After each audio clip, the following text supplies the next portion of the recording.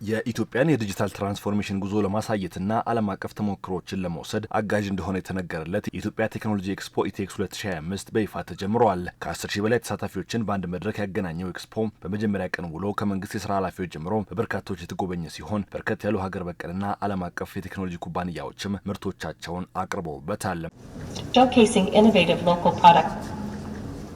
የኢንፎርሜሽን ቴክኖሎጂ በሁሉም ዘርፍ መሪ ሆኖ እንዲወጣ እንደ ሀገር የተያዘውን ውጥን ለማሳካት ኤክስፖ ትልቅ ሚና እንዳለው የሚናገሩት የመረጃ መረብ ደህንነት አስተዳደር ዋና ዳይሬክተር ወይዘሮ ትዕግስት ሐሚድ በዚህ ኤክስፖ ላይ ጅምር የቴክኖሎጂ ስራ ካላቸው ግለሰቦች ጀምሮ ታላላቅ ዓለም አቀፍ የቴክኖሎጂ ኩባንያዎች ስለመገኘታቸውም ገልጸዋል። የትኛውም ዓለም ላይ ያለ የግል ተቋም ስታርታፕ በግሉ ኢኖቬሽን ይዞ የመጣ ታዳጊን ጨምሮ ትልልቅ በሀገራችን ያሉ ተቋማትን እነ ኦራክልን የመሰሉ ሁዋዌን የመሰሉ ትልልቅ ካምፓኒዎችም የተገኙበት መድረክ ነው ማለት ነው። ነገር ግን ስፔሲፊካሊ ከቴክኖሎጂ አንጻር ቅድም ያነሳኋቸው የሳይበር ሴኩሪቲ ላይ ፓዮኒር የምንላቸው ተቋማት አርቲፊሻል ኢንተለጀንስ ላይ እንደዛ የቴክ ኤዱኬሽንና ስማርት ሲቲ ላይ በአይነቱ ልዩ የሆነ አቅም አላቸው የምንላቸው ሀገራት ተጋብዘዋል። ሶ ዓለምን ማዕከል ያደረገ ከዩናይትድ ስቴትስ፣ ከዩኬ፣ ከኢንዲያ ኦል ኦቨር ዘ ወርልድ ፓነሊስት ስፒከርስ እና ኤግዚቢተርስ በዚህ ማዕከል ውስጥ ይገኛሉ ማለት ነው። በኤክስፖ ላይ የሚሳተፉ ቴክኖሎጂ ፈጣሪዎች፣ ተማሪዎችና የኩባንያ መሪዎች መማርና ሀሳብ መለዋወጥ እንዲችሉ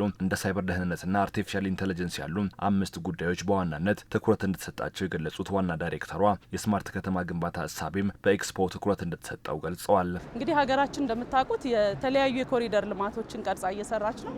እነኚህ የኮሪደር ልማቶች ኮሪደርን ከማስዋብ ኢኮሲስተሙን ከማዘመን በበለጠ ለማህበረሰቡ ምቹ የሆነ ደህንነቱ በተለይ የሴፍ ሲቲ የምንለው ኮንሰፕት የተረጋገጠበት እንዲሆን የተለያዩ አጋር አካላት የሚመክሩበት የስማርት ሲቲ አጀንዳንም ይዘናል ማለት ነው። ኤክስፖን ከኢንፎርሜሽን መረብ ደህንነት አስተዳደርና ከኢትዮጵያ አርቲፊሻል ኢንተለጀንስ ኢንስቲትዩት ጋር በአጋርነት ያዘጋጀው የተባበሩት አረብ ኤምሬቶች የሳይበር ደህንነት ኃላፊ ዶክተር መሐመድ አልካይት በተለይ በሳይበር ደህንነት ከኢትዮጵያ ጋር በትብብር እየሰሩ ስለመሆኑ ተናግሯል። Today it's really amazing to see so many technological entities, vendors, governments. ዛሬ በርካታ የቴክኖሎጂ ድርጅቶችን በማየት ደስተኛ ነኝ። በዚህ ጉባኤ ላይ መንግስትን ጨምሮ ዓለም አቀፍ ኩባንያዎችና ግለሰቦች ለአንድ የጋራ ዓላማ ተሰባስበዋል። ይህ ደግሞ የአጋርነት ማሳያ ነው። ለኛ አጋርነት በጣም ጠቃሚ ነው። እኛ እንደ ዩኤኢ ሳይበር ሴኩሪቲ ኤጀንሲ ከኢትዮጵያ ጋር በአጋርነት እየሰራን ነው። በዘርፉ አይበገሬነትን ለመፍጠርም ከኢትዮጵያ የአርቲፊሻል ኢንተለጀንስና ኢንሳ ጋር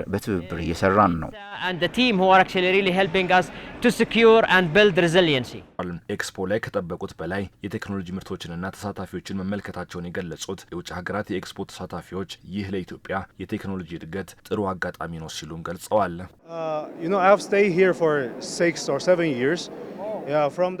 እዚህ ለ6 ወይም ለ7 ዓመታት ቆይቻለሁ። ከዚህ ቀደም በርካታ ሰዎች ከአቅራቢዎች ብቻ ነበር ቴክኖሎጂን የሚቀበሉት። አሁን ግን በራሳቸው ቴክኖሎጂዎችን መፍጠር ጀምረዋል እና ኢትዮጵያውያን በቴክኖሎጂ ላይ ጥሩ እየሰሩ ነው።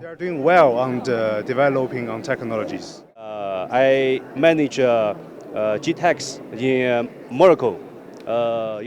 ሞሮኮ ውስጥ ጂቴክስ የተባለ ኩባንያን እመራለሁ። በእንዲህ አይነት ኤክስፖ ላይ ለመሳተፍ ወደ ኢትዮጵያ ስመጣም የመጀመሪያዬ ነው። እውነቱን ለመናገር መጀመሪያ ላይ ይህን ያህል ሰው ይመጣል ብዬ አልጠበቅኩም ነበር እና በሺዎች የሚቆጠሩ ሰዎችን በማየቴም ደስተኛ ነኝ። ይህ ለሀገሪቱ መጻኢ ጊዜ ተስፋ ይመስለኛል። I think we have more than 1,000 people and a lot of people come to Huawei side. I think this is the hope for the country for future. እስከ ግንቦት 10 የሚቆየው የቴክኖሎጂ ኤክስፖ የተለያዩ የጎንዮሽ ውይይቶችን ጨምሮ የቴክኖሎጂ ፈጠራ ውድድሮች እንደሚካሄዱበትም ተነግሯል።